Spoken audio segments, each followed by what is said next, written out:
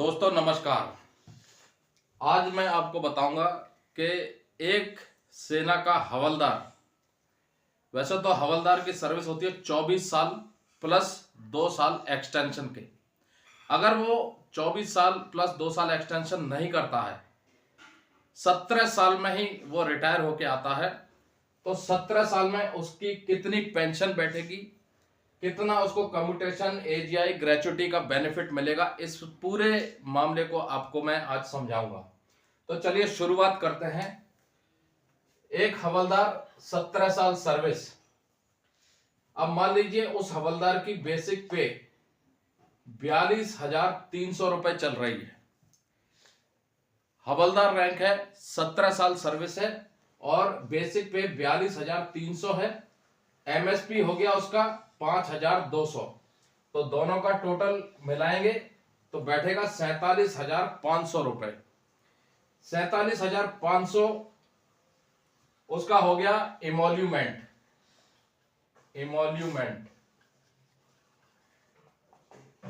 उसके बाद दोस्तों 47,500 के ऊपर उसको बेसिक पेंशन बैठेगी। अब उसकी पेंशन जो बैठेगी 47,500, उसका 50% डिवाइड बाई 2 करेंगे तो आ जाएगा 23,750 रुपए। 23,750 रुपए उसकी बेसिक पेंशन हो गई दोस्तों। उस बेसिक पेंशन के ऊपर जो वर्तमान में डीए चल रहा होगा 46%, वो उसको मिल रहा होगा, मिलेगा, उसको लागू होगा। अब आ जाइए कि अगर उसने कम्यूटेशन नहीं लिया तो उसकी फुल पेंशन 32,000 के आसपास बैठ जाएगी।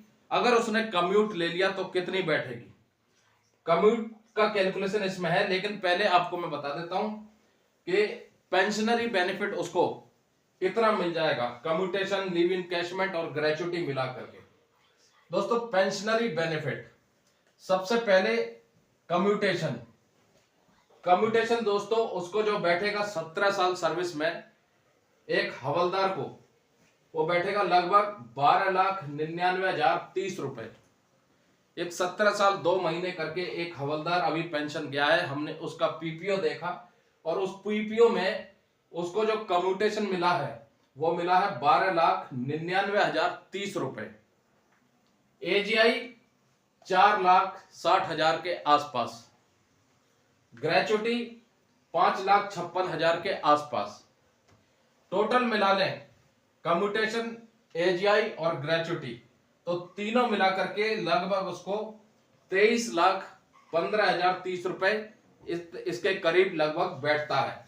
अब इस 23,15,030 रुपए में आपका उस लीव इनकैशमेंट और एएफपीपी फंड का जो पैसा है वो नहीं जोड़ा गया है, वो अलग है। अब किसी का एएफपीपी फंड 10 लाख भी हो सकता है, जो भी उसने जमा किया होगा वो उसका अलग है। लीव इनकैशमेंट इसलिए नहीं जोड़ा है क्योंकि किसी की 100 दिन लीव जमा होंगी, किसी की 200 दिन होंगी, किसी की 300 दिन होंगी। इसलिए लीव इनकैशमेंट और फंड को छोड़ करके अगर उसने कम्यूटेशन लिया है 50%, तो कम्यूटेशन बैठ रहा है 17 साल में एक हवलदार का लगभग 12,99,000 के आसपास, और कम्यूटेशन, एजीआई और ग्रेचुटी तीनों मिलाकर के लगभग बैठ रहा है 23,15,000 के आसपास। एक सेना का हवलदार जो 17 साल सर्विस करके जाता है, यानी अपनी पूरी सर्विस करके नहीं जाता है, 10 साल या 9 साल पहले जाता है, तो उसके लिए इतना बैठ रहा है। अब आ जाइए, कम्यूटेशन उसने अगर लिया है और 50% उसको कम्यूट भी करना पड़ेगा, उसकी पेंशन में से कटेगा, तो उसकी जो टोटल पेंशन होगी, बेसिक पेंशन 23,750 रुपए। अब 23,750 रुपए में उसका जो कम्यूटेशन वैल्यू बैठता है, लगभग बैठता है 9,194 रुपए। 9,194 रुपए काटने के बाद और डीए मिलाने के बाद लगभग उसको जो पेंशन बैठेगी आज की डेट में वो 22,700 के आसपास पेंशन बैठती है एक सेना के हवलदार की, जिसने 50% कम्यूट किया है। तो ये अप्रोक्सीमेट है 22,700। 150 रुपए, 150 रुपए अप डाउन हो सकता है, इससे ज्यादा नहीं होगा।